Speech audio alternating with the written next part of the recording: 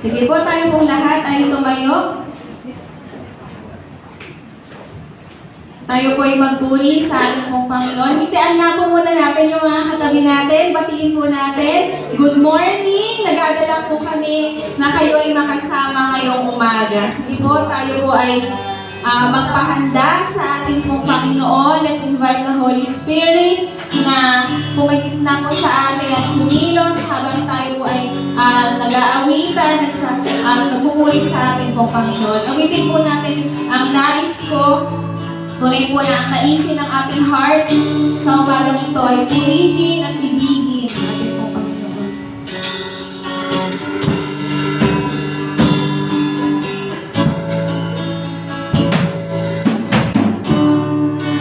Nais ko'y purihin ka, Jesus.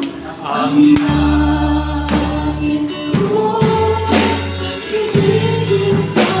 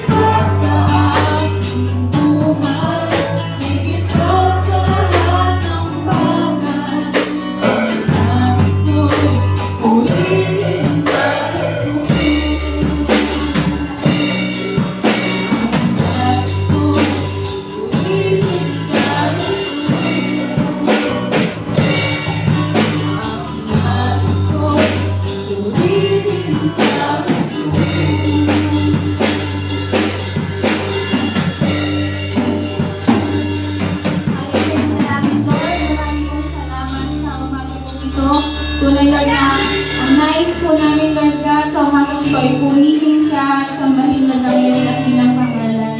And Lord, sa umagang po ito, kami po ay humihingi ng tawad sa mga nagawa po namin, Lord, na hindi po makalugod sa iyo, Panginoon. Patawarin po kami at linisin ang aming puso at isipan, Panginoon. And Lord, amin pong dalangin ng amin pong mga kapatid na papuntay ingatan mo, Panginoon. Sama-sama po kami, Lord God, na magpupuri at makikinig po na iyong salita. Gabayan mo, Lord, ang aming pong speaker. So, umagang ito, yung wisdom, yung knowledge, kalakasan, kahusayan, Panginoon, pagkalupo po sa kanya, yung anointing, Panginoon, ay kanya pong maranasan, Panginoon, yung mensahe na kanya pong inihanda, Lord God, ay magbigay po ng aral sa bawat isa yung ma-apply, Lord, sa aming pong mga buhay. Yung Holy Spirit mo, Lord God, yung kumilos sa aming pong kalagitnaan, at anuman pong gawa ng kaaway, Panginoon, namin pong sinasaway. Panginoon, ikaw po magtagumpay, Panginoon, yung pagkilos mo ang aming pong maranasan ngayon pong umaga. Salamat po, Lord God, sa iyo pong kapurihan sa pangalan ni Jesus. Amen! Amen! Sige po, basahin po natin ang ating verse. Mababasa po sa awit 147 verse 1. Sabay-sabay po nating basahin. Sabi po dito, purihin si Yahweh, okay, sarap umawit at magpuri sa ating Diyos. Ang magpuri sa Kanya ay tunay na nakakalugod. Palakpakan po natin ang Panginoon. Tayo po ay pumalakpak, umawit sa ating Diyos ng Kanya.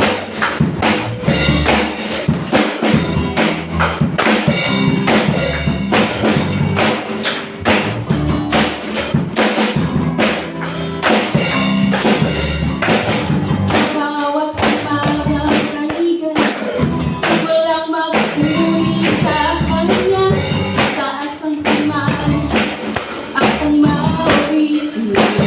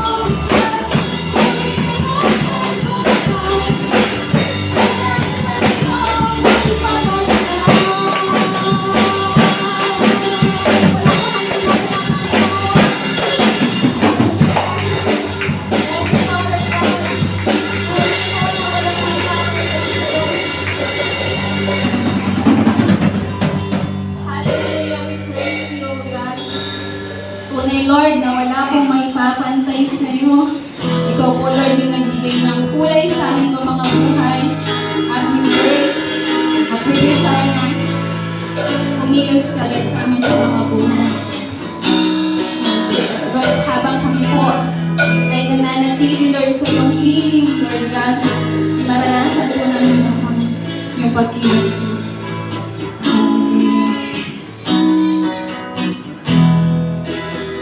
Panginoon, ang nais ko, kagandahan mo ay pagmasdan, ang pag-ibig mo sa aking tugon. Kailan ba'y di papabayaan sa iyong laman? Matatagpuan sa iyong laman.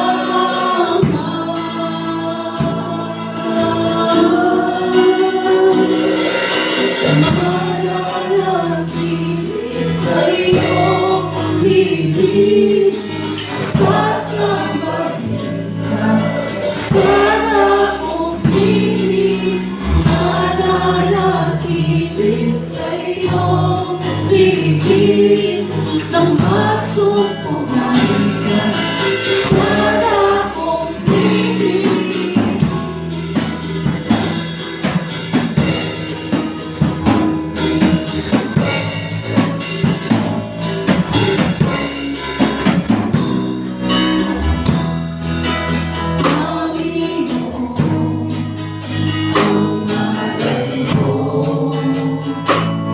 Ay kalingat sandigan ko, di magbabago sa mga puno.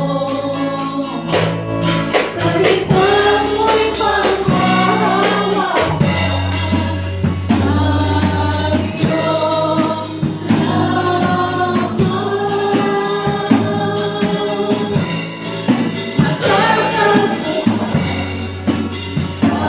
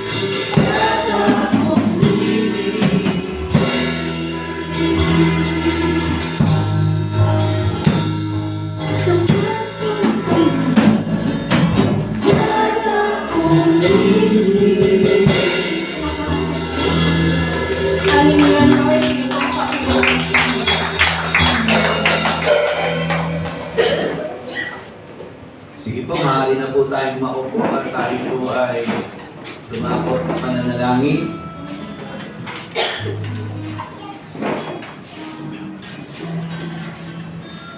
Aming Ama na makapangyarihan sa lahat, salamat po sa iyong biyaya sa amin.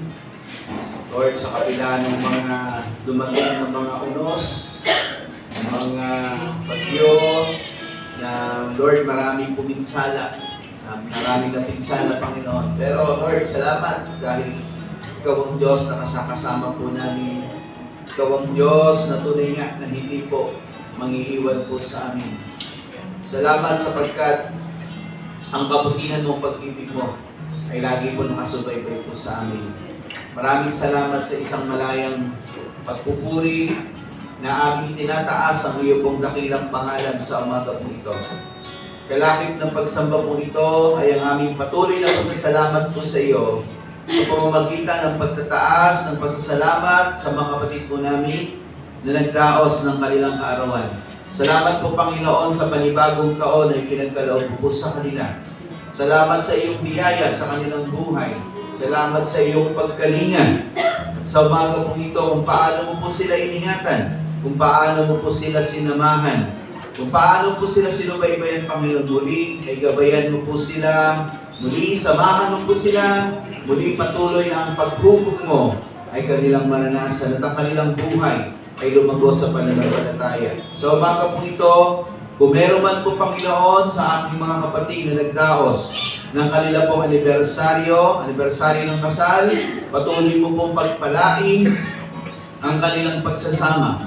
Patuloy mo pong, Lord, patatagin, Panginoon, ang pag-ibig na nasa kanilang puso.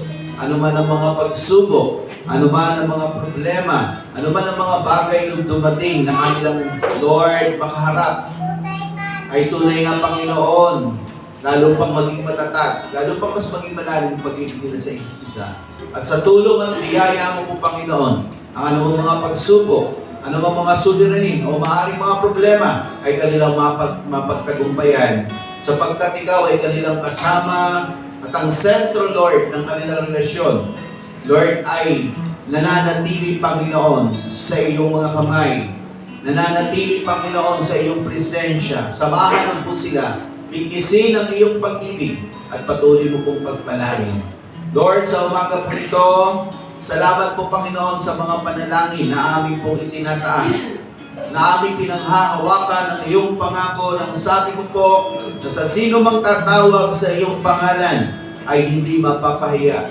Salamat po sa patuloy mo pong, Lord, pagkilos at pagtugon sa aming mga panalangin, sa aming pagtataas po sa iyo na, Lord, nagpapatunay na kami ay walang magagawa at kailangan po namin ang iyong tulong. Salamat sapagkat nariyan ka, lagi kang handang makinig at tugunin ang aming mga panalangin. Sa umaga po ito, Diyos, kalakip na mga pasasalamat ay ang mga kahilingan na aming pong itinataas sa umaga po ito.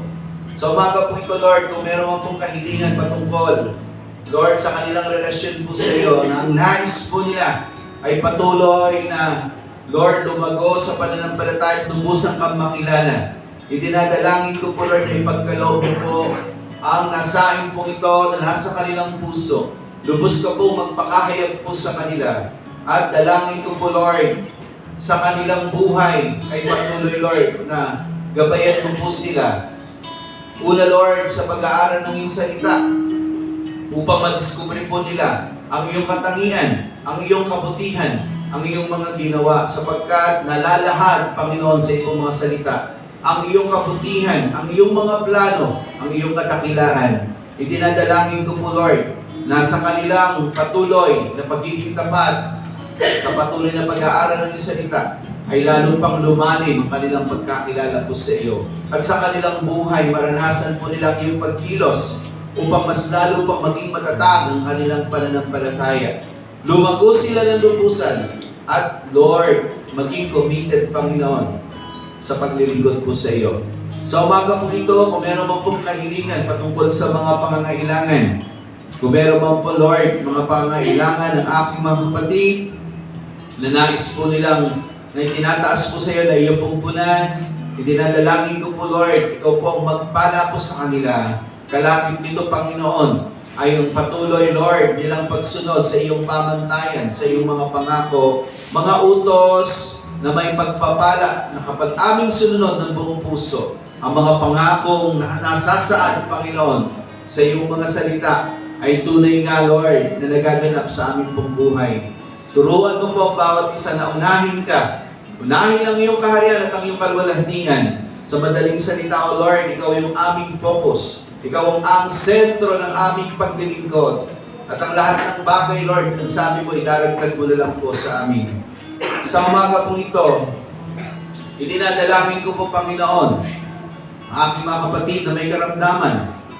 Lord, ano man ang kanilang karamdaman, o maaaring pamilya ng aking mga kapatid, mga kamag-anak o kaibigan, o mga kakilala, mga tao na kanilang idinadalangin po sa iyo na nakakaranas ng karamdaman. Sa pangalan mo po, Panginoong Hesus, ang kagalingan na iyong iparanas po sa kanila. Abutin mo po sila, Panginoon, at ang kapangyarihan ng iyong pagpapagaling sa pangalan mo po, Panginoong Hesus, ay kanilang maranasan. Sa umaga po ito, dalangin ko po, Panginoon, patuloy, Lord, na ikaw po ang manguna sa iyong mga anak. Dalangin ko po ang aming mga pananampalataya. Patuloy mo pong hubugin. At dalangin ko, Lord, ang apoy ng aming pananampalataya, huwag mo pong hayaang, Lord, umandap o manghina. Kundi loobin mo, Panginoon, ayon po sa iyong pangako, ayon po sa iyong biyaya, Panginoon, ay patuloy mo pong, Lord, pasiglahin ang pananampalataya, papag-apuyin ang pananampalataya ng iyong pong mga anak. Sa umaga po ito, Lord, kung meron kang panalangin patungkol sa pag-iingat, mga kahilingan ng aking mga kapatid, may kinalaman sa pag-iingat sa kanilang pamilya, sa kanilang mahal sa buhay, narito man sa bansang Pilipinas o nasa ibang bansa, dumadalangin po ko ng iyong pag-abot, Panginoon. Idinadalangin ko po, ikilos mo po ang iyong makapangyarihang kamay upang sila ay ingatan, upang sila ay kalingain, upang sila ay subaybayan. Samahan mo po sila, pagpalain mo po sila. At sa umaga po ito, sa aming pagsamba, ikaw lamang po ang aming itinataas. Sa aming buhay, sa sandali po ito, ihanda mo po ang aming puso. Kung meron man pa man po nakikitang karumihan sa aming kaisipan, sa aming puso, Lord, mga bagay na pagkukulang o mga pagkakamali na aming nagawa, amin po itong isinusuko sa iyo at nagpapalinis kami sa banal na dugo ng aming Panginoong Hesus. Dalisayin mo po kami, aming katawan, ang aming isipan, ang aming puso, at gawin kaming karapat-dapat sa umaga po ito. Ihanda mo po ang aming puso upang aming pakinabangan ang iyong mga salita na aming pong pag-aaralan sa umaga po ito. Maraming pong salamat, Panginoong Hesus. Maraming po salamat, O Diyos, sa iyong kabutihan. At sa sandali po ito, maingat po namin ibinabalik ang lahat ng papuri at paglulahati sa pangalan ng aming Panginoong Hesus. Ito pong aming samot panalangin, ang lahat ng anak ng Diyos ay magsabi ng Amen. Amen. Salamat po, Pastor. Dako po tayo sa mga announcements. Para po sa ating gawain sa IRM San Isidro, ang worship service po doon ay every Sunday at 2 o'clock po ng hapon. For midweek service and prayer meeting, so na-cancel po yung midweek service natin last Thursday. Yung mga gaganap po doon ay i-resume po natin this coming Thursday. Speaker po, Sister Maricar, worship leader, Brother Ray, usher, Sister Patricia, and testimony, Brother Albert. Yan, patuloy po tayo mag-send ng mga prayer requests sa ating pong group chat para na isasama po natin sa ating pong prayer meeting.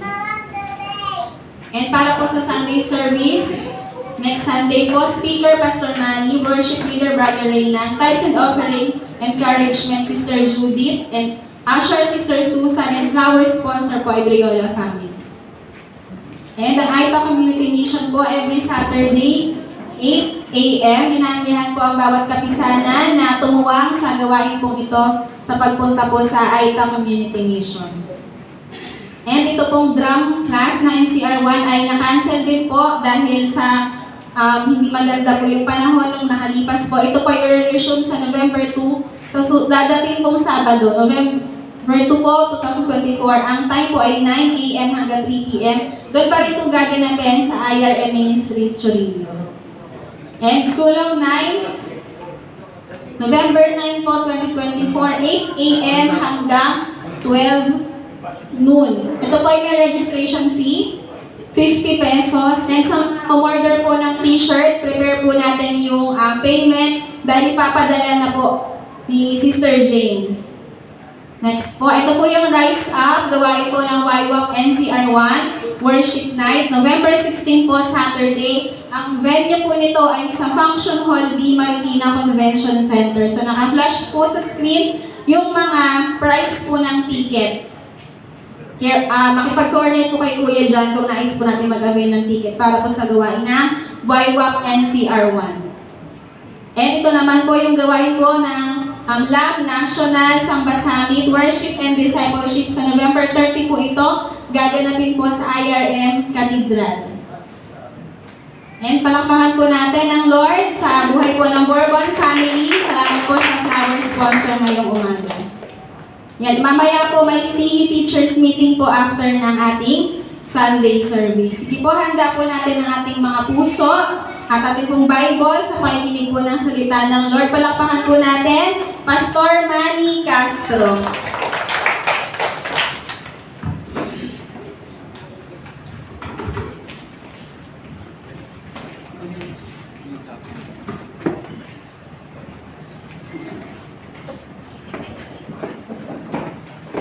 Hi, good morning po sa atin. Ayan, so salamat po sa Panginoon, at nung nakaraang nung dumaan yung bagyo, kasi sabi ko nung nakaraan na madaming dalang ulan, Kaya yung mga sasakyan po dito, sasakyan po natin, dinala ko po doon lahat. Pagdala ko naman doon, huminto naman yung ulan. Wala yung hangin. At least safety po siya, kasi syempre, mahirap din po kasi magbaka sakali. Ang hirap po magtanggal kapag andyan na yung baha. Alam naman po natin yung baha po dito, ang bilis po kasi ang nangyayari pong baha po dito is flash flood. Napakabilis lumaki ng tubig. So, ito po ay epekto na rin po ng tinatawag nating climate change. Pero salamat po, yung pagingin ng Panginoon. Pero ang nakakalungkot lang po yung ating po mga kababayan sa parting Bicol. Hindi lang po Bicol So ang dami sa Isabela, malawak po siya, yung mga baha, landslide sa Batangas, meron din po, napanood ko, alam ko, doon po yun, yung landslide, may mga natabunan. So nakakalungkot lang po na ganun po yung nangyayari, kasi yung panahon po natin di na normal, at hindi na po nakasunod ayon doon sa season ng na sinusundan po natin. So tawag po natin climate change. So kung titingnan po natin, yung ating panahon ay nagbabago talaga. Pero kung titingnan po natin, meron pong isang bagay na dapat hindi magbago. Sa atin, personally, bilang mga mananampalataya. At ito po yung ating ugnayan sa Panginoon, yung ating relasyon sa Panginoon. Sabi nga po, nung panahon na nagte-training po tayo sa G12, hindi importante kung paano ka nag-umpisa. Ang importante kung paano mo tinapos. Baka ginalingan mo lang sa umpisa, pero hindi ka naman nakarating doon sa dulo. Baka tumakbo ka lang sa umpisa, pero umayaw ka na bandang kalagitnaan. So sa panahon po natin, kung merong climate change, pati po ang pananampalataya at buhay ng mga tao, nagbabago rin po. Yung consistency, nawawala. At yung commitment, nagbabago. So, depende po yon sa kung paano tinitingnan ng isang tao, isang mananampalataya, kung paano niya pinapahalagahan, kung paano niya iniingatan yung kanyang pananampalataya sa Panginoon. Maraming bagay ang tandaan po natin, yung ating mundong ginagalawan, halos naririto na po yung mga bagay na aagaw sa iyong atensyon, aagaw sa focus mo. Kasi bakit? Kasi masyado na tayong attracted, masyado ng tawag dito, masyado ng balot ng mga iba't ibang bagay yung ating mundo na ginagalawan, na maraming bagay ang hahatak, particularly kahit nga yung sa trabaho, no? Kung titignan po natin, talagang lahat ngayon pa, halos ang dami ng implementation ng trabaho, papapasukin ka na ng Sunday. Pero hindi naman po lahat, sabi ko nga eh. Ano? At makikita po natin minsan, yung umaga gagawing gabi, yung gabi gagawing umaga dahil sa pagkatrabaho. At iba't ibang bagay, no? Katulad ng social media. Ayan. Kaya nga po yung mga, minsan mga nagpo-post na nakita kong mga, halimbawa, mga word, nag-PPM po ako. Yung mga pag nakikita ako na may mga word na hindi dapat banggitin doon sa post nila. So far naman dito, wala pa naman akong na-PM na gano'n. Pero may mga naiba po akong na-PM kasi yung emotion kasi nila, dinadala doon sa social media. Okay. Parang yung buhay mo, binubuyang-yang mo sa... Kasi pag kinlik mo sa social media, tandaan nyo po, po yan eh, nag-view. Kahit na sabihin mong friend mo lang, yung friend ng friend mo, pwede niyang ma-view. Ganun po siya, no? Yung social media. Okay. So, ang dami lang, sa social media rin, ang dami rin mga siraan, ang dami rin iba't ibang bagay na makikita po natin nakaka-impluwensya sa mga tao. Ayan. So, kung ang panahon ay nagbabago, dapat po yung ating relasyon sa Panginoon ay lalo pang mag-alam. Kasi, tandaan po natin, yung mga binabanggit ng Biblia, tandaan po natin, no, hindi ho nanguhula ang Biblia. Hindi nanguhula ang Biblia sa kanyang sinasabi. Accurate po ang sinasabi ng Biblia. Kasi bakit? Kasi ang may akda ng Biblia, di ba, yung Holy Spirit, ang may akda ng Biblia ay ang Diyos, salita ng Diyos, kaya nga po natin sinasabi natin salita ng Diyos. Sino ho ba ang lumikha ng sanlibutan? Sino po ang lumikha ng sanlibutan? Ang Diyos. Sino po ang lumikha sa atin? Okay. Sabi nga po nung nag-aaral kami, ang Diyos ay hindi natatali ng panahon, oras, at sitwasyon. Hindi mo siya maikukulong. Siya ang may control, siya ang may hawak. Mula sa umpisa hanggang sa katapusan, alam ng Diyos. Yun po yung tinatawag po natin foreknowledge of God. Yung kanyang katangian is omnipotent, omniscient, and omnipresent. Kung titignan po natin, makapangyarihan, alam niya ang lahat, yung pangyayari, kung titignan po natin, ang ating batayan para tayong makasunod. Ibig sabihin, alam natin yung mga nagaganap sa ating paligid is the Bible itself. Yung sa kanyang salita, dapat alam natin yung mga event. Okay. So, dapat meron po tayong tinatawag na personal reading. Hello? Na-encourage ko po, magkaroon ka ng personal reading. Ang isang tao po na walang foundation sa bagay na dapat niyang matutunan, kahit sino pwede magsabi ng mali sa kanya. Tama po ba? Pero kapag ang foundation mo ay tama, doon, ayon sa kaalaman ng Biblia, na lagi mong pinag-aaralan, alam mo, pagka ganun po, hindi ka basta-basta matatangay ng anumang mga turo ng ibang tao. So, ngayon po, kung titignan mo, mixed teaching, ang nakalagay po sa ating social media, particularly YouTube. Diba? Internet. So, pag nagbukas ka dyan, kahit nga yung turo ni Satanas, andyan na eh. Tingnan nyo, subukan nyo pong buksan. Andyan siya, meron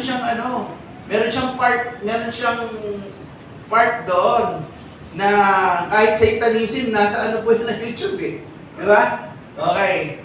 Kung titignan mo, hindi siya nakaban. Parang malaya siyang maglagay din, mag-upload din doon ng kanyang mga tawag dito, satanic, tawag dito, na teaching. Okay. So, syempre, mga Kristiyano, hindi naman po yun. Hindi naman natin papanoorin yun. Kung panoorin mo yun, dapat may purpose ka. No? Hindi para madoktrinahan ka, kundi makita mo ano yung strategy. Ano po? Hindi lang po yun. Even yung lahat po ng mga nagtuturo po kasi ngayon, they use the Bible, yung Biblia, pero ang problema sa paggamit nila ng Biblia, merong twist na ginagawa. Kasi alam niyo po, nung nag-aaral po kami, nakita ko doon na pwede ka pala gumawa ng doktrina na hindi matatrace ng tao. Pwede mong i-twist ang Bible, pero gagamit ka ng verse. Ganun siya kadelikado. Kaya nga napaka-importante yung everyday na talagang alam po natin. Kasi yung ating paglalim sa pananampalataya ay may kinalaman doon sa ating ugnayan sa salita ng Diyos. Yung everyday na ating ginagawa, yung pagdi-devotion, prayer, yung pagdalo natin sa gawain, na minsan na tinetake for granted, alam niyo yan, yung parang okay lang kahit na hindi gawin yan. Okay lang naman, pagka nagkapanahon naman ako, kaya ate naman ako. So yung continuity, yung tinatawag na tuloy-tuloy na connection ay napuputol. On and off. Ano ho? Kaya nga kung titingnan po natin, kapag gano'n na nangyari, influensyado na tayo ng social media, tapos yung sistema pa ng buhay natin, hindi natin na itatama. Di ba? Yung ating pananampalataya, hindi po lumalalim. Yung alam mo ngayon at hindi mo naalagaan, magde-deteriorate po yan, unti-unting mawawala, unti-unting babagsak. Kapag tumagal po yan, na nangyayari po dyan, yung alam mo nababaliktad. Kasi bakit? Kapag ang isang tao, dati siyang nananatili sa salita ng Diyos, napabayaan niya ng ilang taon, alam niyo mangyayari? Yung laman ng puso mo, napapalitan niyan. Kasi bakit? Hindi na kasi siya naaalagaan. Pwede yung palitan ng kaaway.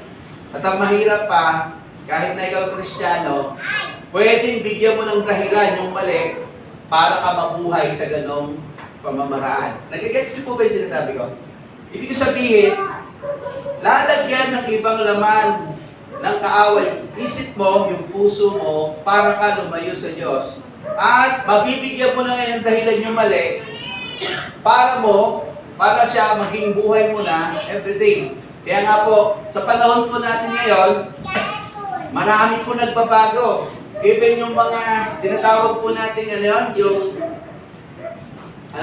mga markings po ng lugar pagka, di ba, pagka may punta ka sa ganitong lugar. Di ba? Ano ba tawag ito?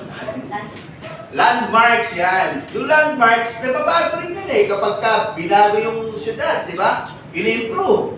Di ba, yung punong dating ginagawa mong markings, so saan kayo magtatagpo, wala na yun, pinuputol na yun.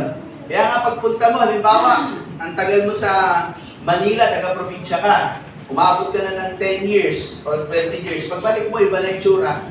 Kasi bakit? May pagbabagong nangyayari. Pero dapat ang buhay ng isang Kristiyano, pananampalataya natin, hindi dapat nagbabago. Hanggang sa dulo, dapat madala po natin yan. Okay. So, kumusta na po yung ating pong pananampalataya, mga kapatid? Kumusta na po yung ating relasyon sa Panginoon? Ito po ba ay napapahalagahan pa natin? O sinasabi na, paminsan-minsan, pastor. Di ba? Kaya nga yung kante, gaano daw madalas ang minsan. Ano ba yung pelikula ba yun? Pelikula yun, no? Okay. So, sa umaga po ito, tignan po natin, yung sa ating pag-aaral na para po tayo may sa ating pag-aaral. Kung meron po kayong Biblia, samahan niyo po ako dito po sa aklat ng pahayag. Revelation chapter 2, verse 1 to 7. Tayo po lahat ay tumayo para po sa pag-aaral sa pagbasa ng salita ng Panginoon. Revelation chapter 2, verse 1 to 7. O pahayag. Okay. Pahayag, Kapitulo 2, talatang 1 hanggang 7. Kung nakita niyo na po, ganito po ang sinasabi. Gamit ko po ay Tagalog version, MBB. Sabi niya po rito, isulat mo ang sulat sa iglesia sa Efeso. Isulat mo sa anghel ng iglesia sa Efeso. Ito ang ipinasasabi ng may hawak ng 7 bituin sa kanyang kanang kamay ang lumalakad sa gitna ng pitong ilawan. Sa gitna ng pitong ilawang ginto, nalalaman ko ang mga ginagawa mo, ang iyong mga pagpapagal at pagtitiyaga. Alam kong namumuhi ka sa masasama. Sinubok mo ang mga nagpapanggap na apostol at napatunayan mong sila'y hulaan. Alam ko rin matyaga ka, nagtiis ng mga maraming hirap, alang-alang sa akin at hindi nalubaypay. Ngunit ito ang ipinagdaramdam ko sa iyo. Nanlalamig ka na sa akin, hindi mo na ako mahal tulad ng dati. Alalahanin mo ang dati mong kalagayan, pagsisihan mo at talikdan ang iyong masamang gawa, at gawin mong muli ang ginagawa mo noong una. Kapag hindi ka nagsisi, paririyan ako at aalisin ko sa kinalalagyan ng iyong ilawan. Ngunit ito naman, ang napupuri ko sa iyo, kinapuputan mo rin tulad ko ang ginagawa ng mga Nicolaita. Kung may pandinig kayo, dinggin ninyo ang sinasabi ng Espiritu sa mga iglesia. Sa magtatagumpay, ay bibigyan ko ng karapatang kumain ng bunga ng punong kahoy. Ngunit, punong kahoy ng buhay na nasa halamanan ng Diyos. Pinagpala po ng Diyos sa kanyang salita. Tayo po sumadaling manalangin. Panginoon, sa aming pong pag-aaral sa umaga po ito, pagpalain po kami ang kapangyarihan ng iyong salita sa pangunguna ng iyong banal na Espiritu ay aming pong maunawaan. Sa pangalan ni Jesus, Amen. Amen. Okay, pwede na po tayong umupo. So ito po aking binasa, ito po ay sulat, isinulat. Okay, ang pahayag po o revelation ay sinulat po ni John na anak po ni Zebedeo. Okay, so siya po, nung panahon po na yun, nang isulat niya ang revelation, nandun po siya sa Patmos. So para siyang isa siyang isla o lugar na ando lamang po siya. Doon siya itinapon. At doon, ibinigay sa kanya ng Diyos, yung revelation po na to, o yung pahayag. At ito pong unang binanggit po dito is letter o sulat para sa 7 iglesia. Okay. Alam ko, nung matagal na panahon na, meron tayong mga pag-aaral din po dito, no? Nung, kung matandaan, anong taon na po yun. Okay. So, dito po, isa po sa sulat na ito ay yung letter sa Ephesians, taga-Epeso. So ang Diyos, kung titingnan po natin, nating Panginoon, ay yung lahat naman ng ating ginagawa, hindi niya naman nakakalimutan. Diba? Sa aklat ng Korinto, diba sabi niya na yung lahat ng ating pagpapagal ay merong kabuluhan, merong ganti sa Kanya. Ibig sabihin, yung lahat ng ginagawa mo, hindi yung kinakalimutan ng Diyos. Actually, dito sa ating binasa, ano yung una niyang binanggit? Yung mga ginawang pagsunod, kabutihan, ng mga mananampalataya sa Epeso. Ano po? Pero after nun, binanggit niya rin yung kanyang present situation. Ano yung present situation niya? Nung isulat po ito, nung ipahayag sa kanila yung letter na ito, meron ng pagbabagong naganap. Ano yung nangyari? Hindi na katulad ng dati yung kanyang pag-ibig. Pero ano yung makikita natin highlight dito? Ipapatuloy, di ba? Andun pa rin. Pero ano yung kondisyon? Hindi na ganon yung pag-ibig. Hindi na ganon kalalim. Mababaw na. Hindi naman nawala. Pero andun pa rin. Pero kung titignan po natin, no? Dinidil ni Lord. Kasi, mas delikado po yun eh. Diba? Yung present ka pero ang layo ng loob mo. Diba? Kaysa doon sa wala ka, talagang totoo na yun. Pero yung andito ka, pero ang layo ng loob mo, wala na yung love mo, wala na yung lalim ng paglilingkod. Diba? Parang nag-i-exist ka na lang sa loob ng church. Pero yung dating mong kalagayan na in love ka kay Lord, ay nawala na. Okay. So, ito po yung ating titignan. No? Kaya po isinulat ito para paalalahanan yung mga iglesia po noon. Kasi nung panahon po na yon, hindi ko matanda anong century po yan, na-establish na yung mga church, kaya nga iglesia na po yung tawag po sa kanila. No? Ando na yung modernong panahon. Ano po? Unlike dati, yung mga Kristiyano nag-iipon-ipon lang sa isang lugar, gano'n. Pero ito, distinguished na meron ng iglesia. At itong sulat na ito ay intended para po sa kanila. So, paalala. Sabihin yung letter na ito ay paalala para yung kanilang paglilingkod ay muli maibalik sa dating magandang kondisyon. Nanonood po ba kayo sa YouTube yung restoration, na Master of Restoration? So alam nyo, mahilig ako manood nun eh. No, may yung mga nagre-restore doon, yung mga papanood ko sa sakyan eh. Alam niyo yung mga lumang sasakyan, yung mga kinakalawang na parang gubat na yung lugar, kukunin nila. Tapos ang gagawin nila, ayusin nila, lilinisin nila, ibabalik nila doon sa dating itsura. Sa madaling salita, nire-restore nila, binabalik po nila kung ano yung dating itsura, dating kondisyon. Okay. So, sa atin din po, ganun din po, no? Yung letter po na ito, sa panahon po nila, ay reminder po sa panahon po natin ngayon na ang panahon po natin ngayon ay masyado ng influence na i-influensyahan ng modernong panahon. Particularly, social media. Sino po rito yung walang cellphone? Diba? O si Kuya Rodel, wala daw cellphone. Okay, parang si Kuya Rodel lang yata walang cellphone ha. Okay. So, particularly lahat tayo may cellphone, tama? Yung iba pa nga, 2 cellphone dyan eh. Diba? Even bata may cellphone. Ayun nga, nakikita ko sa Talia, may hawak na cellphone eh. Kaya hindi nakikinig yun.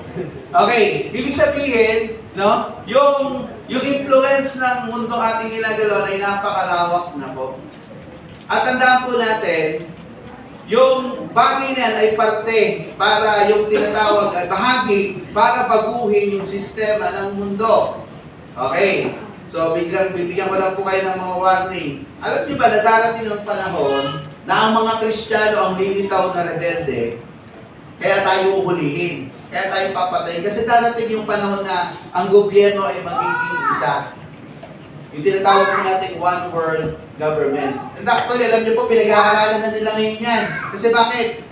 Kasi kinakasa na yan dahil nga sa mga pangyayari, yung mga digmaan, di ba, yung taggutom. Ang gusto nila, gawa na lang tayo ng isang gobyerno para isang sistema lang sa buong mundo. Ang problema natin, pag gumawa tayo ng isang sistema, pag kumuha tayo ng isang sistema, kukulangin tayo ng supply. Ano gagawin po nila? Ang balak nila, bawasan yung populasyon ng tao. Tingnan niyo po, ano ba yung mga lumilitaw na mga iba't ibang sakit? Tingnan niyo po yan inborn. Di ba yung inborn? Di yung natural. Ano po yan? Man-made. Halimbawa, COVID-19. Marami pong inubos na ano yan eh. Maraming inubos na senior yan eh. Pero si Nanay Daling, bilib ako kay Nanay Daling, no? Kakay Nanay Daling. Talagang protektado ni Lord, ano? Parang hindi man yata nakaranas ng anumang ubot-sipon si Nanay nun eh. O, ako nga, kala-COVID eh. Kami dalawa ni Pastora, na-COVID kasi si Pastora kasi sa munisipyo siya, no? Okay, ako nung na-COVID po ako, di ko nga ramdam na may COVID ako eh. Ang ano ko lang, panlasa ko nag-iba. Yung panlasa ko, puro maalat yun na, dalawa po kasi walang panlasa. Saka yung isa naman, yung puro maalat yung nalalasahan ko. No? Ganun po. Okay. So, balikan po natin yun. Makikita natin na ang dami pong pinatay ng ano na yan. Kasi ganyan po yung mangyayari. Kaya ito sulat na ito, yung sinulat ni John ay nagaganap na sa ating kapanahonan. Yung panahon po natin, nandito lang po tayo sa Revelation. Yan na po yun yung panahon. Yung deterioration ng faith, pag-deteriorate ng faith, ng love, ng isang mananampalataya, o kung may love man, umaaten naman, pero yung kanyang relasyon sa Panginoon ay unti-unti lumalabo. So sa umaga po ito po yung ating titignan. Pinapagatan po natin ating pag-aaral.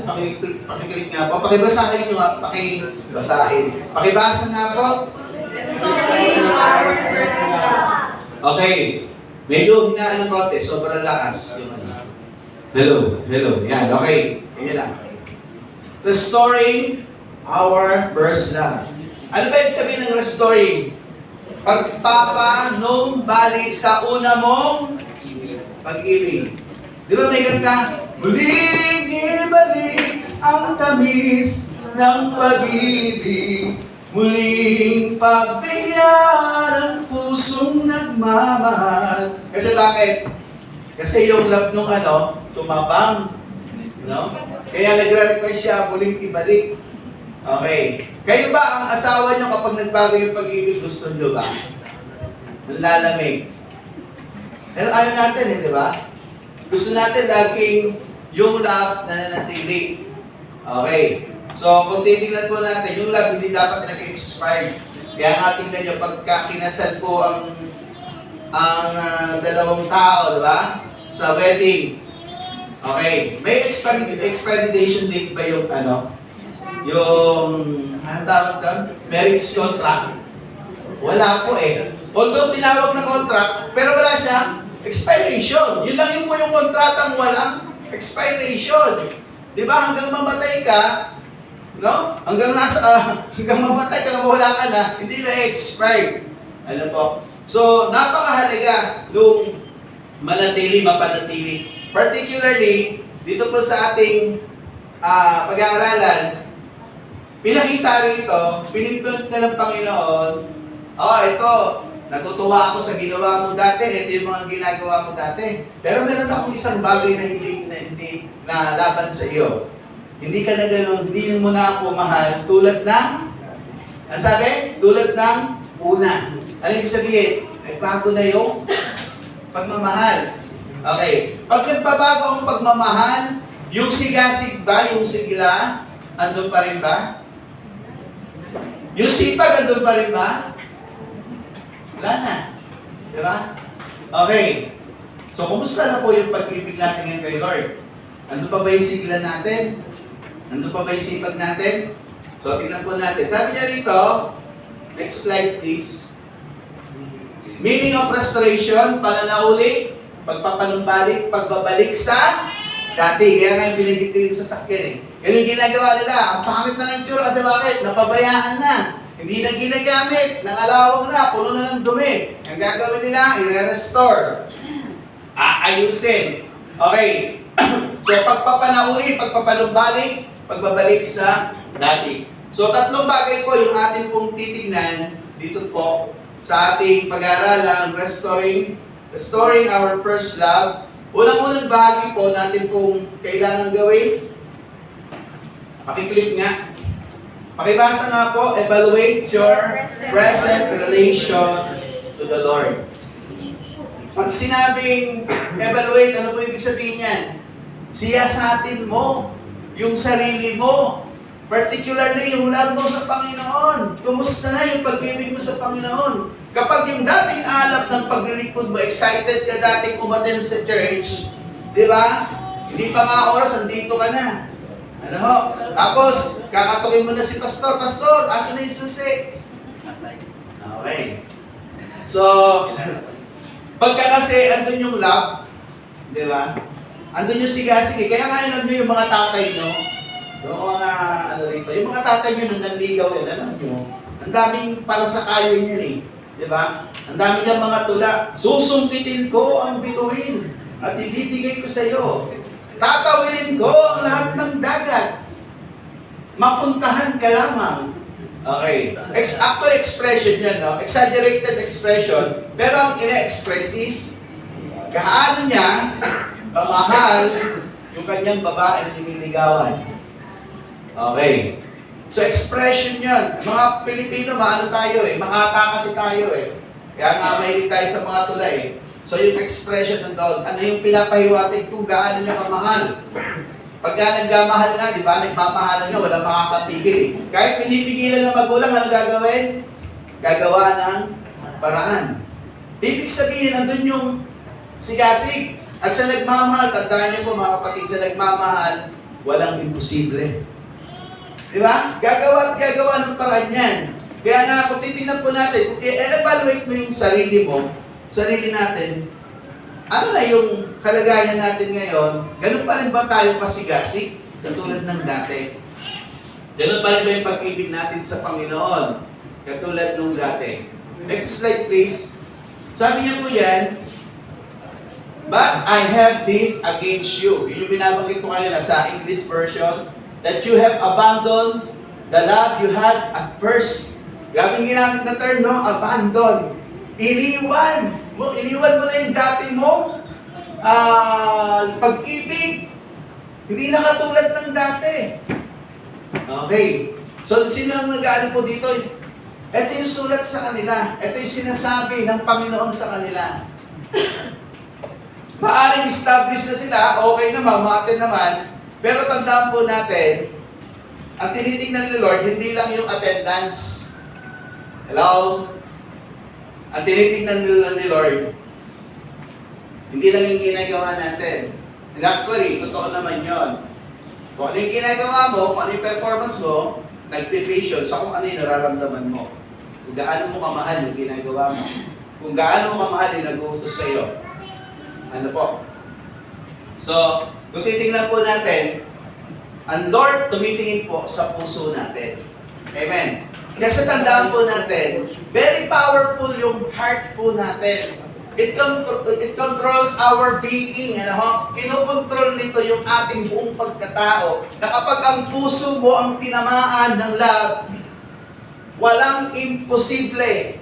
Kahit na yung halimbawa, yung mga nanliligaw, yung tatay ang higpit, may shotgun, di ba? Okay, gagawa ng paraan yan, dadaan sa pader yan. Para lang makapunta. Lalo yung mga pelikula dati, may punong nakaganon sa bintana, no? Aakyat doon. Hindi ganun talaga eh. Pag love mo, meron talagang meron ka talagang gagawin, may sigasig talaga. Sabi niya dahil, but I have this against you, that you have abandoned the love you had at first. So self-evaluation. Ang sabi niya dyan, pakibasa nga po. We should examine our hearts. Okay, kailangan nating alamin yung kalagayan ng ating puso. Ang sabi niya dyan, the quality of the heart is very important to God. Kasi unang-unang pinag-uusapan sa paglilingkod is our relationship to God. Relasyon. Pag may relasyon ka pa sa Diyos, wala yung puso. Imposible yun. Na may relasyon ka, pero yung puso mo malayo. Kapag ikaw ay may totoong relasyon sa Diyos, andyan yung puso mo. No? Tapos yung Panginoon, tinitingnan niya yung quality of the heart. Kaya nga, kung titingnan po natin, nung pinili ng Diyos si David, di ba? Inutusan niya yung isang inutusan niya yung isang yung propeta. Punta ka doon, di ba? Kay Jesse. Tingnan mo yung mga anak niya. Di ba? Meron akong pipiliin doon. Nakita niyo yung propeta, ito makikisig, yung mga kapatid ni David. Ito na siguro yung pinipili niya ni Yahweh. At sabi ng Yahweh sa kanya, hindi yan ang pinili ko. Lahat dumaan na. Sabi ngayon ng propeta, wala ka na bang ibang anak? Sabi niya, meron pa akong isang anak yung nag-aalaga ng mga tupa namin. Sige, patawag mo. So, nung dumating si David, sinabi ng Lord ng Yahweh dun sa propeta, yan ang pinili ko. Sabi niya, hindi ako, sabi ni Yahweh, hindi ako tumitingin sa anyo, kundi ako ay tumitingin sa puso. Hello?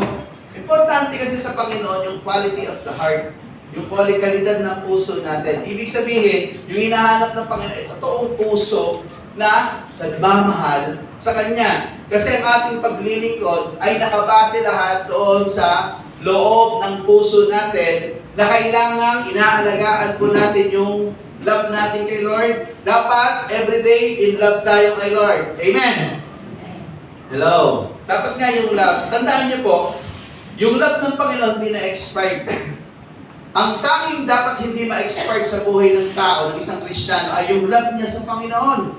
Kasi once na na-expired yan, mawawala, tatamlayin. Di ba? Yung dating sipag mo mawawala. Ang dating aga mong, di ba? Okay. Dati ang aga mong pupunta rito, ngayon pumapalya ka na. Dati ang excited kang gawin yung pinagagawa ni Lord, yung ministry mo, ngayon hindi na. Ngayon para ka nang merong semento sa paa. Parang ang bigat ng ilakad. Parang ang pagpunta sa church ay bibitayin ka na. Hello? So pag mga ganun mga bagay, makikita po natin, doon sa ginagawa natin everyday, makikita mo kung anong level ng puso o quality ng puso meron po tayo. Sabi niya po dyan sa Matthew 22:37, pakibasa nga po. And he says to him, "You shall love Okay, bigyan niyo po ng bigyan niyo po ng justice, bigyan niyo po ng buhay. Okay, ready? 1, 2, 3, go! And I said to him, You shall love the Lord your God with all your heart and with all your soul and with all your mind." okay, dyan, di ba malinaw? Paano mo daw mamahalin ng Diyos? You shall love, and he said to him, you shall love the Lord your God with all your heart and with all your soul and with all your mind. Okay. Buong pagkatao mo lahat-lahat. Walang reservation. Wala kang ititira sa sarili mo. Ang pagmamahal mo, ibibigay mo ng buong kay Lord. Doon po kasi yung totoong pagmamahal eh. Ang totoong pagmamahal, hindi selfish. Di ba? Ang totoong pagmamahal, gusto mo ibigay lahat sa Kanya. Tama po ba yun, mga tatay? Nako, kung mukhang hindi yata agree mga tatay mukhang may mga tago-tago na to pagkasumbuel to Okay, which is true. Ganun naman po talaga, no? Particularly, syempre, pagmamahal natin sa Panginoon. Kaya nga titignan natin, yung church nag-exist. Okay naman siya, merong gawain. Continuous sila. Ang problema, nakikita na ni Lord yung puso. Yung love, wala na. Kung habang nakikita ni Lord yung apoy nung pag-ibig sa Kanya, alam niyo yung, sino rito yung gumagamit po ng gasera? Gasera. Okay, di ba wala pang kuryente dati? Yung ilaw na nilalagyan ng gas? Di ba, gasera tawag po dun eh. Okay. Ano napapansin niyo sa gasera kapag wala ng gas? Magano, di ba? Hanggang sa yung apoy nun, okay pa. Umaandap lang, pero meron pa siya. Pero habang tumatagal na ang ubos, paliit na paliit yung andap hanggang sa mawala. Okay. Si Lord nakikita yung puso natin. Kung yung ating love ay ganun pa kalalim, ganun pa yung apoy ng ating pananampalataya, nakikita niya po yun. At tandaan po natin, may mga bagay na nakapagpapabago sa ating pagmamahal. Tama po ba? Halimbawa, ang isang lalaki, mahal na mahal niya. O, tumingin kayo dito girls at saka boys Halimbawa, ang isang lalaki, mahal na mahal niya yung babaeng kanyang nililigawan. Di ba yung buong pagmamahal niyan, buong buo? Paano magbabago yung pagmamahal niyan? Nung lalaki sa babae, paano magbabago yung pagmamahal? Kapag nakakita ng iba. Di ba? Kasi bakit? Yung pagka-inlove niya rito ay madadivert sa ibang bagay. Tinutuloy niya na lang yung pagmamahal kasi hindi niya mabitawan, nahihiya siya, pero wala na yung love. Tingin niyo yung babae, hindi mararamdaman yun. Kayo mga babae, hindi niyo ba nararamdaman yun? Buti na lang. Okay, ramdam po yun. Tandaan po natin, merong po yan, ang love, merong power. Nararamdaman yan. Nararamdaman yan. Pag totoo mahal ka, mararamdaman mo, tama? Imposible yung hindi. Yan yung power ng love. Si Lord na lang ngayon. Kahit sabihin mong, Lord, ibibigay ko buhay mo, pero yung love mo, wala na. Di ba? Okay, ibig sabihin, yung mga taga-Efeso, yung kanilang lab, okay naman eh. Ginagawa pa naman nila yung gawain nila. Pero, meron ng ibang importante sa puso nila. Hello? That time, nung panahon po na yon, ano na po yun eh, medyo moderno na. So marami ng pagkakabisihan ng tao, particularly negosyo that time. Kasi yung mga lugar po na yan, kung titignan mo po, kung isa-search mo po yan, nung nag-mission si Apostol Pablo, yung location ng lugar is strategic place. Doon sa mga kalakalan. Sabihin, malapit yan sa mga daungan, mga lugar na nandoon na sagana at malakas ang komersyo, yung tinatawag na kalakalan, yung business, mga kapatid. So maaari yung kanilang paglilingkod sa Panginoon, nadadivert na, maaari doon sa trabaho o sa kanilang ginagawa, sa kanilang karir, sa kanilang pinagkakaabalahan, at yung kanilang love kay Lord, napabayaan na nila. Masama bang magtrabaho? Tanungin ko kayo, masama bang magtrabaho? Masama bang magnegosyo? Kasi ano yan eh, pagkakakitaan mo yan eh. Paano yan nagiging masama? Kapag yung pagmamahal mo napunta na sa trabaho, napunta na sa pag-aaral, napunta na sa pinagkakalibangan mo, at yung pag-ibig mo kay Lord, nawawala na. Hindi masama ang trabaho. Hindi masamang magnegosyo. Hindi masamang mag-aral. Hindi masamang maglibang. Pero kung yung bagay na yon ang kinauhumalingan mo na at napupunta na ron ang puso mo, maaapektuhan yung relasyon mo sa Panginoon. Di ba? Mga tao ngayon papiliin mo trabaho o simbahan. Ang pipiliin. Okay, it depends sa pagpili. Kung gaano kalalim yung love mo kay Lord, tiyak na tiyak ko, ang pipiliin mo si Lord. Pero kung ang pag-ibig mo kay Lord bumabaw, tiyak na tiyak ko, i-compromise mo yan. Minsan nga, di ba, makikita mo yung kababawan ng tao. Minsan, birthday yan lang. Versus Sunday worship. Di ba? Birthday yan lang yun, ha? So, pag mababaw ang iyong pagmamahal sa Panginoon, unahin mo birthday. Nasabihin mo kasi sa isip mo, papaniwalaan mo sarili mo, ay, yung simbahan, di naman nawawala yan. Pero yung birthday, minsan lang naman yan. Yun lang yung dahilan, di ba? Minsan lang naman yan. Yung okasyon, minsan lang naman yan. Okay. So, ibig sabihin pala, yung minsan na yon, pwede palang maging kapalit ni Lord. Ibig palang sabihin yung minsan na yon, mas mahalaga pala yung kay Lord. Ang tanong, sino ang mas mahalaga? Ang Diyos o mga event? Ang Diyos o yung hanap buhay natin? Ang Diyos o pinagkakakitaan? Ang Diyos o yung pag-aaral? Kung ikukumpara mo yan, si Lord lang naman nagbigay niyan eh. Di ba? Paano ka ba nagkatrabaho? Binigyan ka ng trabaho ni Lord. Paano ka nagkapamilya? Binigyan ka ng pamilya ni Lord. Nung ba binigyan ka ng pamilya ni Lord, gusto ba ni Lord, nakalimutan mo siya? Kaya ka binigyan ng pamilya kasi gusto ni Lord, maging masaya ka. Pero kung yung pamilya mo magiging dahilan para mawala yung pag-ibig mo kay Lord, problema yun. Nag-gets niyo po ba? Kasi sabi ni Lord, ako yung Diyos na mapalibog. Buhin. Kasi ang gusto ni Lord, siya yung sentro ng iyong pagmamahal. Pero hindi naman inaagaw ni Lord yung lahat ng oras mo para hindi mo magawa, yung gagawin mo. Gusto nga ni Lord, kumita ka eh. Gusto nga ni Lord, umunlad ka. Pero kung ang sistema mo, hindi mapapabayaan mo naman yung iyong relasyon sa Panginoon, magiging problema yon. So, kailangan sa atin, ang unang-unang po natin, ng isang Kristiyano, is yung prioritize natin si Lord. Una sa lahat, from the top, sino? Si Lord. Huwag nung ilagay sa ilalim si Lord.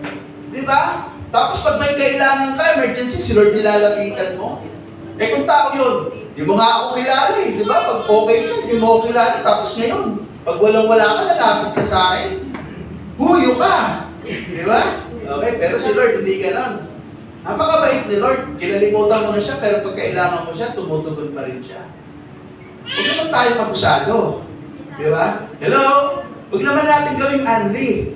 Di ba? Baka naman, lagi na lang ganon. Okay, ulitin ko po. Si Lord, nagbigay ng pag-unlad sa atin. Binigyan ka ng trabaho, binigyan ka ng pamilya, binigyan ka ng pagkakakitaan. Pero kung yung lahat ng bagay na yan, hindi mo alam i-handle, may problema ka. Dapat naiintindihan mo, kaya ka binigyan ni Lord na ganyan. Gusto ka niyang umunlad. Gusto ka niyang sumaya. Pero sa pagsaya mo, nakalimutan mo naman si Lord. Kasi noong time na yon, marami po dyan mga nagbi-business. Maraming abala sa abuhayan. Maunlad kasi commercial po niyan, noong time na yan. Ano? Pero may mga mabibigat din sitwasyon dyan. Kasi dyan na po pinapatupad yung emperor worship. So dito, pinapagpilipigan ni Lord kung pagpapalit mo ba siya, even sa top decision, kung buhay o kamatayan. Di ba? Para nakikita na agad ni Lord. Paano ako ipipiliin dito pag buhay at kamatayan? Ito, ano pa lang, di ba? Pamilya pa lang. Pinili na yung pamilya. Nalilimutan na ako. Trabaho pa lang. Pinili na yung trabaho. Nalilimutan na ako. Pag-aaral pa lang. Pinili na yung pag-aaral. Nalilimutan na ako. Okay, alam ni Lord po yun. Kahit sabihin natin, Lord, mahal kita, minsan kasinungalingan na lang yan. Alam niyo kung bakit? God looks sa puso po natin. At ang katibayan na mahal natin si Lord ay doon kung paano natin siya pinaglilingkuran, kung paano natin siya pinapriority, kung paano natin pinapriority yung ating prayer, yung ating devotion, yung ating pagdala sa gawain, yung ating ministry. Yun yung performance na tinatawag po natin. At alam nyo, masayang gawin yung isang bagay kapag mahal mo yung bagay na ginagawa. Kilala mo kung sino, binamahal mo kung sino nanuutos po sa iyo. Amen po ba ron? Kaya, ulitin ko po, no, hindi masama yung mga bagay na meron ko ngayon. Ulitin ko, hindi masama yung mga bagay na meron ko ngayon. Pamilya, trabaho, hanap buhay, pag-aaral, career. Sino po ba yung mga artista dito? Mag-aartista pa lang. Sama na natin yan. Okay. So, hindi masama yan. Nagiging masama lang yan kapag mali yung sistemang ginawa mo. Sino yung priority? Sino po? Pwede nga. Si Lord. Di ba? Kapag ang isang bagay na gagawin mo, magiging kaagaw ni Lord. Di ba, ito tinuturo ko lagi sa mga ano eh. Lagi niyo tandaan yung tinuturo ko na, lalo sa mga magtatrabaho dito, kung ang ino-offer sa'yo, magiging problema mo sa relasyon mo sa Panginoon, wag mong piliin yun. Kasi bakit? Sino ba nagbibigay ng trabaho?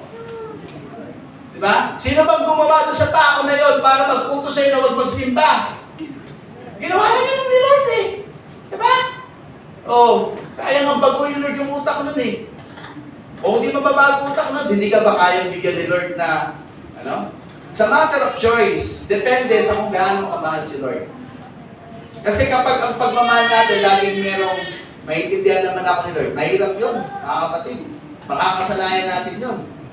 Yung naiintindihan naman ako ni Lord. Ang tanong, si Lord, naiintindihan mo ba? Yun dapat business mo. Yun dapat gawin mo. Dapat si Lord muna unawain mo. Bakit ito pinagagawa ni Lord? Hindi yung naiintindihan naman ako ni Lord. Si Lord nag-uutos ng isang bagay na hindi mo ikakasama. Tama mo ba? Ikaw ba, inutusan ka ni Lord, naunahin mo ako, sasama ka ba pag inuna mo si Lord? Sino rito yung magsasabing, mapapasama ang buhay ko pag inuna ko si Lord? Taas ko kamay. Tapos na uwian na. Wala eh, di ba? Kasi si Lord, pag may inutos, ano yun? Makakabuti sa iyo. Hindi ka ipapahamak ng Panginoon. In fact, yung tinuturo niya rito, alam niya, magiging problema sa kanila ito kapag hindi nasolusyonan. Kasi bakit? Mawawala sila sa piling ng Diyos. Ano nangyari sa bayan ng Diyos, sa mga Israel? Kapag sila ay nawawala sa pagmamahal sa Diyos, sa pagsunod sa Diyos, ano nangyayari po sa kanila? Disaster. Nasasakop sila ng ibang bansa. Anong dahilan? Kasi wala na yung kanilang pagmamahal kay Lord. Kaya nga sabi ni Lord yung inyong paglilingkod sa akin, pagpupuri nyo sa bibig na lang. Pero yung puso nyo, sabi niya, malayo sa akin. Yung paghahandog nyo, sabi niya, di ba? Ay nagiging basahan na lang kasi bakit? Wala rin yung puso. Hello? Kasi napakahalaga kay Lord John. Yung relasyon natin. Kaya nga sa pagpili natin, sa panahon po ito, ang daming choices na gagawin po natin. Pero dapat, lagi mong ilalagay sa puso mo, sa isip mo, ang first priority lagi, kapag merong magiging kapalit si Lord, sino? O wala na. Sino? Pipiliin mo? Si Lord. Kasi siya yung lilikha. Kaya kang bigyan ng trabaho ni Lord. Kung ino-offer sa iyo, ganito, makakapekto, huwag tanggihan mo. Umanap ka ng trabaho, mag-pray kayo kay Lord, Lord, itong trabaho na to, laki nga ng sweldo. Pero hindi ko tinanggap. Alam ko, Lord, meron kang ibibigay na mas the best. Kasi minsan, alam nyo, gusto gumawa ni Lord, gusto iparana sa iyong kapangyarihan, ikaw yung gumagawa na ng paraan. Sariling tawag po natin to, meron ka sariling mundo, meron ka sariling diskarte. Tandaan po natin, pag nag-utos si Lord, para sa ikabubuti natin, kaya nga tinatanong ko kayo, bakit inutos si Lord na kakasama natin? Pag sinabi niyang mahalin mo ako ng ganito, katulad nitong verse na to sa Matthew 22:37, sino makikinabang po dyan? Tayo. Kasi may kaakibat na blessing. Ang mga Israelita, pag din totoong minamahal nila ang Panginoon, totoo silang sumusunod, natatalo ba sila? Hindi. Kahit sino-sino pa yung nagtulong-tulong ng mga kaharian, mag-merge, lalabanan sila. Noong panahon ni David, 3 kaharian nga tayo, hindi ako nagkakamali. 3 hari, nagsama-sama. Lalabanan yung Israel, gano'ng karami yun. Strong, na yun established na mga kaharian. Pero alam nyo nangyari, tinalo nila. Kasi bakit? Kasi sinamahan sila ng Diyos. Pinagtagumpay sila. Kasi minsan, yung simpleng bagay lang, hindi mo nakikitang kaya ng Diyos na yung imposibleng bagay gawin niya. May imposible ba sa Diyos? Pero bakit hindi natin mapagkatiwalaan ng Diyos? Sa ating desisyon. Napagkatiwalaan mo naman Diyos sa top decision na gagawin mo sa buhay mo? May pangangailangan ka? Di ba? Napagkatiwala mo na ba kay Lord? O gumawa ka na ng paraan bago mo inisip si Lord. Ano yung tama doon? Be honest. Ano yung tama? Di ba gumawa ka na ng paraan bago mo naisip si Lord? So, mali yung sistema. Hindi yung biblical. Ang biblical, si Lord ang inuuna. Si Lord ang lagi nating pinapriority. Hello? Kasi bakit? Kasi kapag inuna mo si Lord, may gagawing dakilang bagay si Lord sa buhay po natin. Amen? Yung nangyayari, hindi mo makikita sa nangyayari, pero sumunod ka lang. May gagawing dakilang bagay ang Diyos. Huwag mong baguhin ang pagmamahal mo. Huwag mong ilagay ang pagmamahal mo sa mundo. Kay Lord mo pa rin i-concentrate. Kahit yung pangyayari, hindi mo nakikita na parang hindi yata totoo yung pangako ng Diyos, parang iba yung nangyayari. Habang nagmamahal ako sa Panginoon, habang sumusunod ako, iba yung nagaganap, pabayaan mo lang. Kasi at the end of the day, kaya ni Lord na tugunin yung panalangin mo. Hello!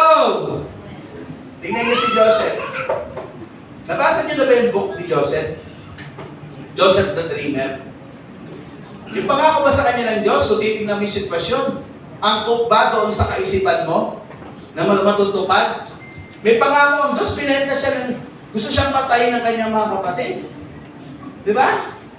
Na hindi niya naman sinabi, Lord, bakit ganun? May pangako ba, pero gusto akong patayin mismo kapatid ko. Anong ginawa sa kanya? Hinulog doon sa balon. Huwag na natin patayin, sabi ng benta na lang natin to. Pero yung kapatid nila, binenta nila. Gano'ng kasama yung mga kapatid? Kung ikaw yung nasa kalagayan na yon, maniniwala ka pa ba sa Diyos kung mababaw yung pananampalataya mo? Hindi. Sisisihin mo na yung Diyos, Lord, kala ko ba ingatan ko, kala ko ba may pangako ko sa akin? It's a matter of faith, kung gaano ka kalalim. Sa sitwasyon ng buhay mo, kapag pinipili mo si Lord, nagpapakita ayon kung gaano mo kamahal si Lord, kung gaano kalalim yung faith mo. Pero kung ikino-compromise mo yung pananampalataya mo at sasabihin mo, Lord, naiintindihan mo naman. Hindi mo siya naiintindihan. Kasi bakit? Kasi yung solusyon na tinuturo niya sa iyo, hindi yung alam mo ang makabubuti sa iyo. Yung alam ni Lord ang makabubuti sa atin. Amen! Amen. Okay.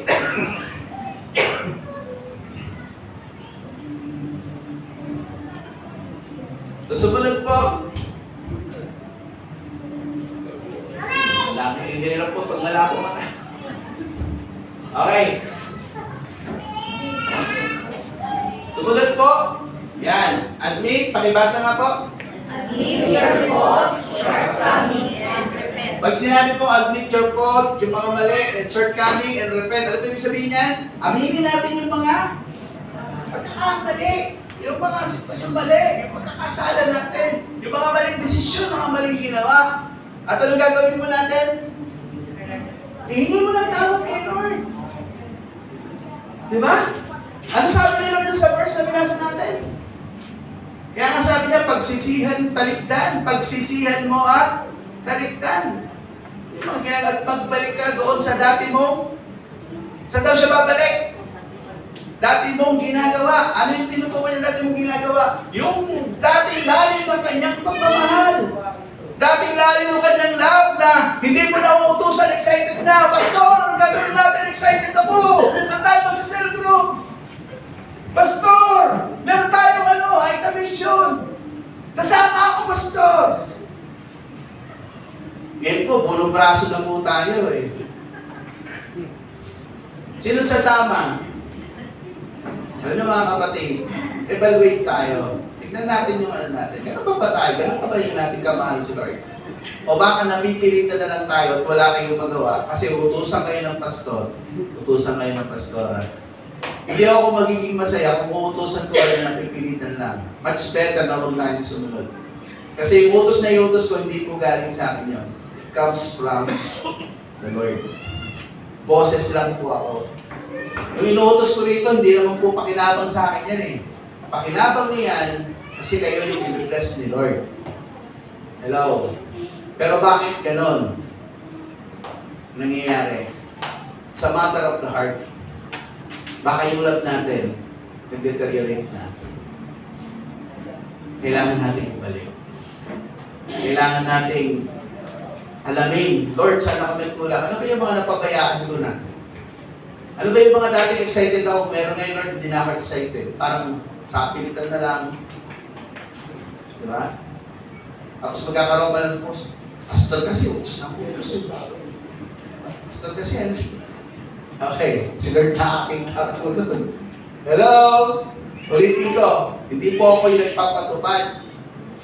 Ini-implement ko lang yung pinapatupad. Sino nung ano ba yung ginagawa natin? Mission. Ano ba yung mission? Sa akin ba yun? Kay Lord yun. Discipleship. Kanino ba yun? Sa akin ba yun? Kay Lord yun. Cell group. Sa akin ba yun? Hindi. Kay Lord yun. Kung meron ba iba i-implement, hindi sa akin yun. Kasi ako sumusunod lang din. I'm only following orders. Parang yung sa mga mga sundalo, which is true. Sundalo tayo ng Panginoon. Ang sundalo ng Panginoon, sumusunod lang sa orders. Nang nakatataas, si Lord po ang ano po natin, head po natin. Kaya kung meron ng mga bagay na parang wala ka ng gana, simulan po natin i-check yung puso natin. Simulan natin ihingi ng tawad kay Lord kasi wala nang apoy, wala nang sigla, wala nang saya. Mas masarap kung sumusunod. Pag in love ka, napakasayang sumunod. Amen? Sasabihin ng nililigawan mo, hindi mo ba ako samahan bumili ng kasi hindi ko mabuhat yung bubuhatin ko, pabigat. Sige, ilan pang bubuhatin ang kapag mabubuhatin ko. Kahit sa buhay, papasalin ko yan. Di ba kasi bakit? In love ka. Kapag in love ka, masaya kang sumunod. Tama po ba? Hello? Pag in love ka, hindi ka nakakaranas ng pagod. Nakakaranas ka ng excitement. Ganun din po dapat kay Lord. Ang pinagagawa ni Lord, hindi naman ganun kadali. Tama po ba? Hindi ganun kadali, pero kung may saya ka, may pagmamahal ka, may excite ka, kahit napapagod ka, masaya ka pa rin. Amen. Okay, pakiano nga. Next slide, please. Pakibasa nga po. Remember, therefore, from where you have fallen. Okay, repent. Let God fix our heart. Yung puso natin, let us humble ourselves before the Lord. Magpakumbaba tayo sa harapan ng Panginoon. Ito naman po yung alam mo, isa lang hinihingi ni Lord Di ba? Ang dami bang pinagawa ni Lord? Hindi. Ano sabi niya? Pagsisihan mo at talikdan mo ang iyong mga ginagawa at bumalik ka sa dati mong anong ginagawa ni Lord? Dinidirect ka uli. Kasi bakit? Ligaw ka na. Mali na yung direksyon ng buhay mo. Mali na yung sistema. Oo, ma-attend ka pa rito, pero wala na yung sigla. Wala na yung love. Alam ni Lord po yun. So, kailangan po natin surrender kay Lord. Hayaan natin ayusin ni Lord yung puso natin. Hindi mo kayang ayusin ang puso mo. Hello? Walang sino mang tao kaya ayusin niya yung puso niya. Ang nakakapag-heal, ang nakakapag-ayos ng puso natin ang ating Panginoon. Amen po ba? Ipaayos natin. Para yung paglilingkod natin, hindi sa apilitan. Para kapag nagsasabi ko, punta tayo dito, Pastor! Wala mo akong ilista! Diba? Ang mahirap, darating yung gawain. Sino ang sasama? Wala pa rin, sin lang, sin. Nakikita naman yun sa ano eh. Puro sin. Hello? Tapos sunod niya, pag may tinanong kayo sa pastor, magsisin lang, di ba? Sin. Okay. So, excitement. Pagka okay yung puso, maganda yung response. Ulitin ko po. Kapag si Lord may inuutos, okay yung puso, maganda yung response. Kasi bakit? Kasi sumusunod niya naman yung pagmamahal. Iba po yung sumusunod ka naman yung pagmamahal, mas masaya. Amen po ba? Mas masaya. Psalms 51:10, ano po sabi niyan? Create in me a clean heart, O God, and renew a right spirit within me. Si David po yan, prayer niya. Kasi si David, pero ano si David? A man after God's own heart. Diba? Sumablay. Hello? Tayo pa kaya? Eh, yun talagang napakalapit na kay Lord, pero dumating yung time, sumablay siya. Ano ibig sabihin? Tendency talaga ng taong sumablay. Pero, pasalamat tayo kasi bakit? Napakabuti ng Diyos. Kapag bumabalik ka ng ginagawa ng Diyos, tinatanggap ka niya. Kapag meron ka pinapaayos sa puso mo ni Lord, excited si Lord, anak. Ang tagal-tagal ko lang gusto ayusin yung puso mo, pero wala kang pakialam, wala kang panahon sa akin. Kailangan may panahon po tayo. Ito ating pinag-aaralan is evaluation po sa ating puso, sa ating relasyon sa Panginoon, sa ating paglilingkod kay Lord. So sabi niya dyan, surrender our hearts to Him. So Psalms 51 that create in me a clean heart, O God, and renew a right spirit within me. Kasi alam na ni David, wala na, kamali na siya. Hindi na ayos yung kanyang puso. Kahit na naglilingkod siya, alam niya, wala sa kondisyon yung puso niya. Kaya sinabi niya kay Lord, create in me a pure heart. Kasi si Lord lang gumagawa po nun, hindi po tayo. Amen. Okay, and lastly, rekindle your love to the Lord. Pag sinabi rekindle, ano po ibig sabihin niyan? Pag-alagin, sindihan, papag-apuyin. Okay, kailangan yung ating pag-ibig kay Lord, hindi aandap hanggang sa mawala. Dapat yung ating pagmamahal kay Lord ay gablap. Okay, wag rin tayong lingas, kugon. Yung lingas kugon sa umpisa lang, ang laki ng apoy, mamaya-maya lang, wala na. Kailangan tuloy-tuloy po. Next slide please, at dito po tayo magtatapos. Okay, verse 5 sabi niya, do the works you did at ano yung ginagawa ni Lord? Pinapabalik sila sa dati nilang ginagawa. Ano yung dati nilang ginagawa? Masigla kasi silang naglilingkod, masigla silang nagmi-ministeryo, masigla silang gumagawa ng ministry, excited sila, masaya sila. Available lagi sila. Kasi bakit? Kasi love nila si Lord. Yun yung hinahanap ni Lord. Kayo mga magulang, yung dati yung anak, na masunurin, pagka tinawag nyo isang tawag lang susunod, tapos nagbago, matutuwa ba kayo? Diba sasabihin nyo, buti pa itong anak ko, nung bata-bata pa, nung ganito edad, masunurin, lumaki na, hindi na sumusunod.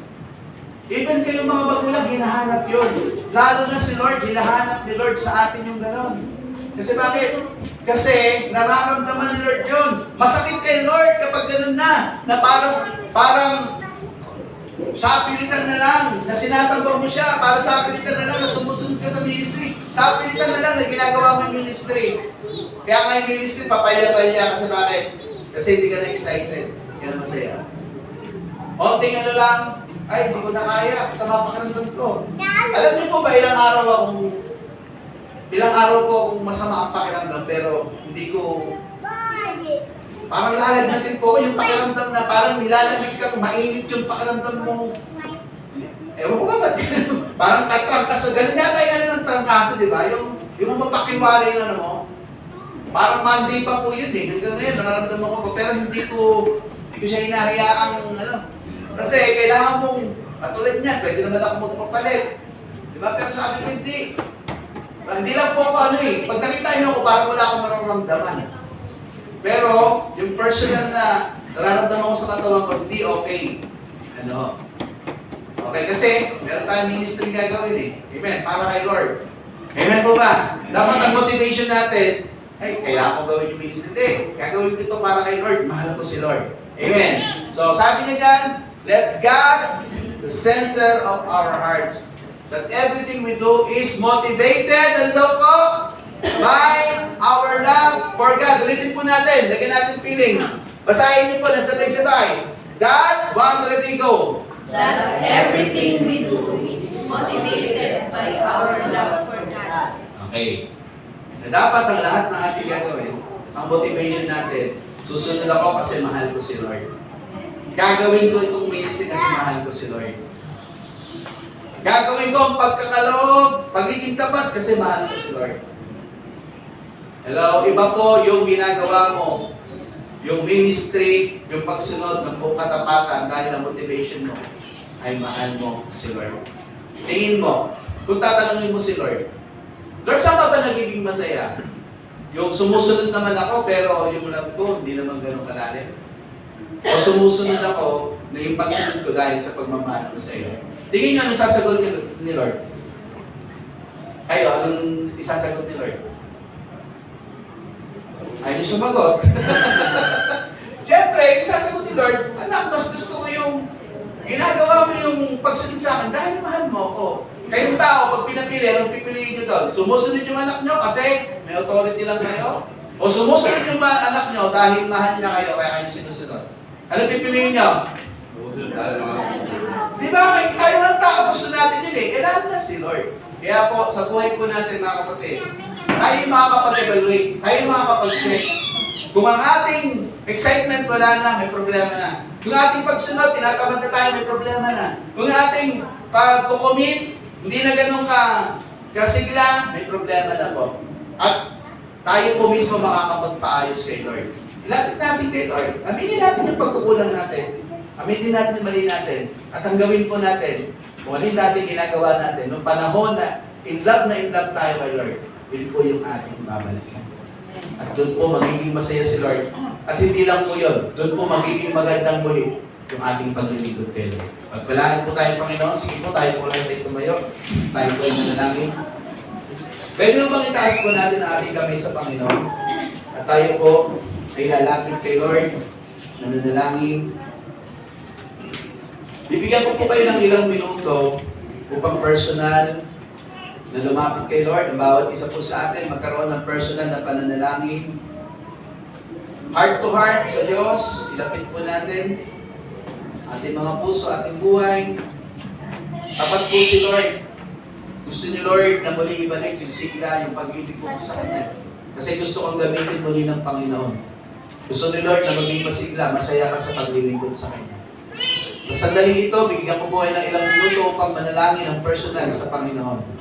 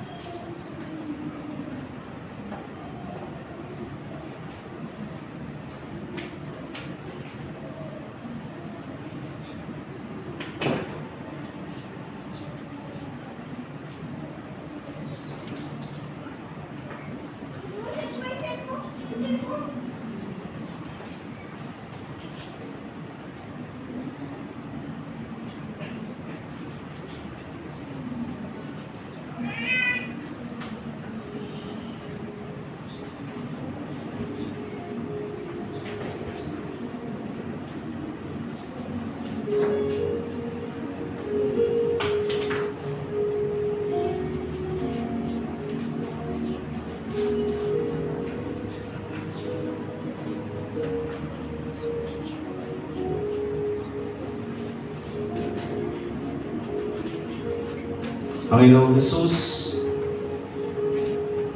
salamat po sapagkat ikaw ang Diyos na tapat, ikaw ang Diyos na mabuti, na ayaw mo po ng aming paglilingkod ay base na lamang dahil kailangan sumunod. Ay base na lamang dahil kailangan namin gawin. Ang gusto mo po, Panginoon, sumusunod po ang iyong mga anak. Dahil naroon yung pagmamahal na ang nagiging motivation, nagiging dahilan ng kanilang pagsunod ay mahal ka nila. Lord, kapag ginagawa po namin yun, mas nagagawa po namin ng maayos yung pagsunod. Mas nagiging excited po kami. Mas nagiging available po kami dahil yung pagsunod ay bunga ng aming pagmamahal po sa iyo.